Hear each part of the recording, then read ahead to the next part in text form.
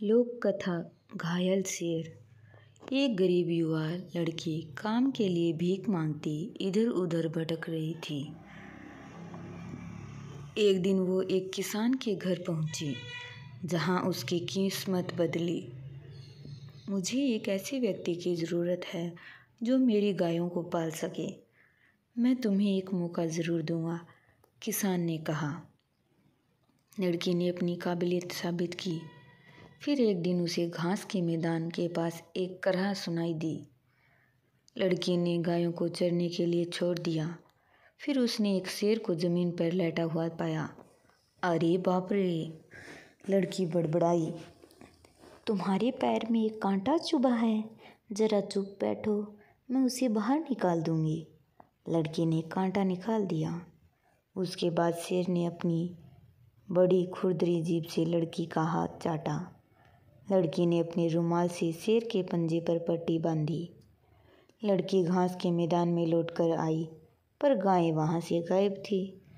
घंटों खोजने के बाद भी वे उसे नहीं मिले। फिर उसने किसान को जाकर सच्चाई बताई। तुम गायों का पूरा झुंड कैसे खो सकती हो? किसान लड़की पर गरजा। मैं तुम्हें नौकरी से निकाल दूंगा। क्या मैं कुछ और काम कर सकती हूँ?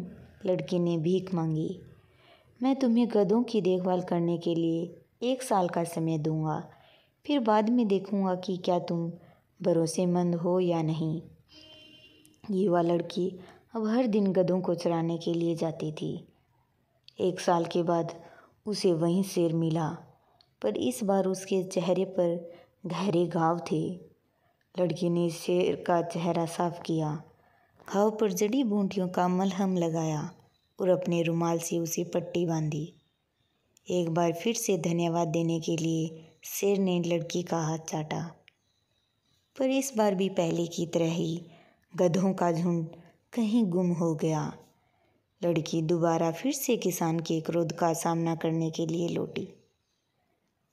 उसने उसे डांटा, लेकिन वह जानता था कि लड़की ने पूरे 1 साल उसे अच्छी सेवा दी थी। मैं तुम्हें एक आखिरी मौका दूंगा। तुम्हें सूअरों को चराने के लिए बाहर ले जाना होगा। अगर तुम उन्हें मोटा कर पाओगे तब तुम रह सकोगे। 1 और साल बीत गया और सूअर मोटे हो गए, लेकिन तभी लड़की को वहीं परिचित आवाज़ सुनाई दी। उसने अपने दोस्त शेर को गंभीर रूप से घायल पाया।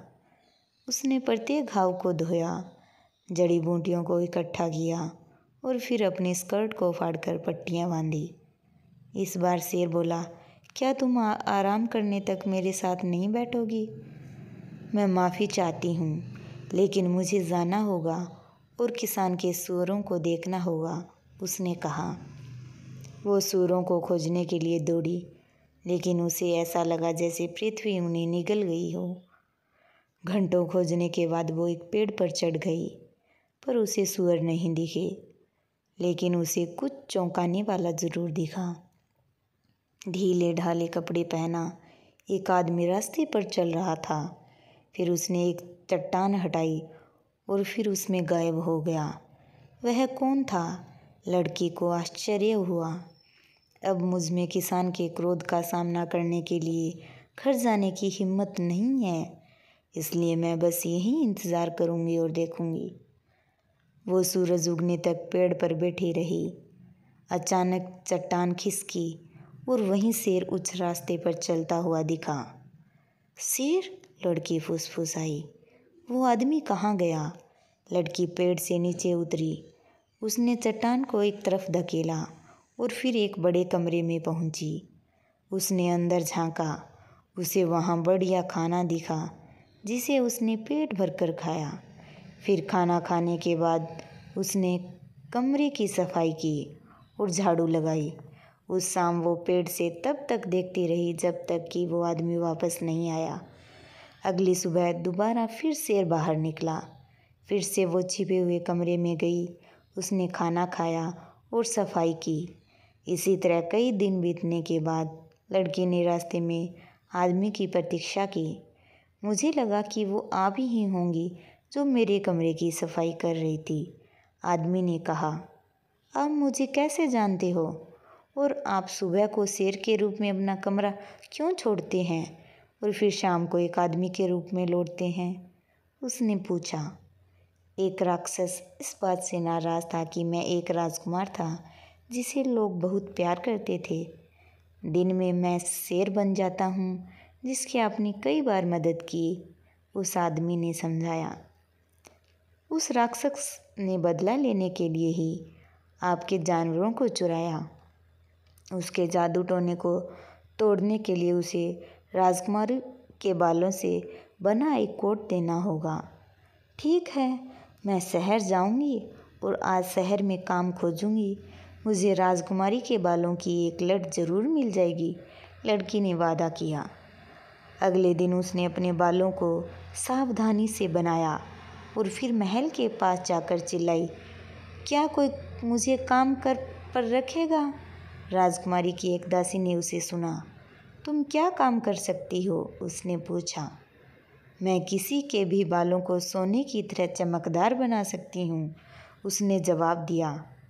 फिर मेरे साथ आओ, नौकरानी ने कहा।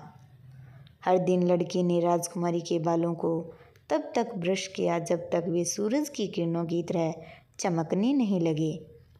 एक दिन लड़की ने हिम्मत बटोरी और राजकुमारी से पूछा कि क्या वो उसके बालों की एक लट ले सकती थी। राजकुमारी ने पहले तो मना किया, लेकिन जब लड़की ने बहुत भीख मांगी तब उसने उसे दे दिया। तुम मेरे बालों की एक लड़ी ले सकती हो, राजकुमारी ने कहा, पर तुम्हें मुझे खुश करने के लिए एक सुंदर राजकुमार ढूंढना होगा। लड़की सहमत हो गई। फिर उसने बालों की एक लड़ी काटी और उसे एक कोट में बुना जो रेशम की तरह चमकने लगा। फिर वो उसे गरीब शेर वाले आदमी के पास लेकर गई, जिसने उसे राक्षस को खोजने का रास्ता बताया। जब राक्षस ने लड़की को पहाड़ पर चढ़ते हुए सुना तो वो एक हाथ में अपनी तलवार और दूसरे हाथ में एक गदा लेकर भागा हुआ आया। रुको, मैं तुम्हारे लिए कोट लाई हूँ, लड़की ने कहा। लेकिन कोट बहुत छोटा था और राक्षस ने उसे नीचे फेंक दिया। मुझे माफ़ करें, मैं फिर से कोशिश करूँगी, उसने वादा किया। अगली सुबह लड़की ने राजकुमारी से बड़ी आरजू मिन्नत करके उसके बालों की एक और लड़ी ली। फिर लड़की ने एक बड़ा कोट बनाया और दोबारा पहाड़ पर लौटी।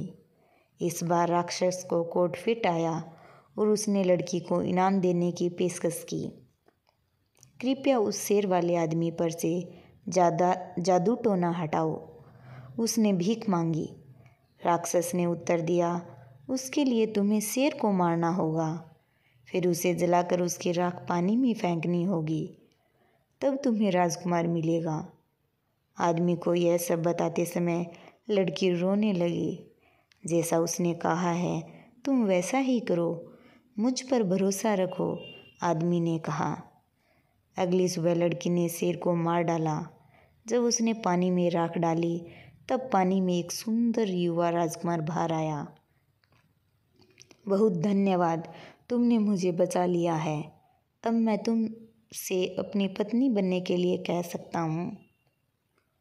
युवा लड़की ने उसे आंसू भरी आंखों से देखा। लेकिन मैंने राजकुमारी से वादा किया है कि मैं उसे खुश करने के लिए एक राजकुमार खोजूंगी, राजकुमार ने जवाब दिया। डरने की कोई बात नहीं है, तुम देखो, मैं राजा का बेटा हूँ, वो राजकुमारी मेरी बहन है। चलो अब हम महल में चलें।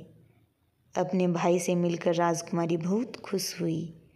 राजा, रानी और राजकुमारी सभी राजकुमार की वापसी से बेहद खुश हुए।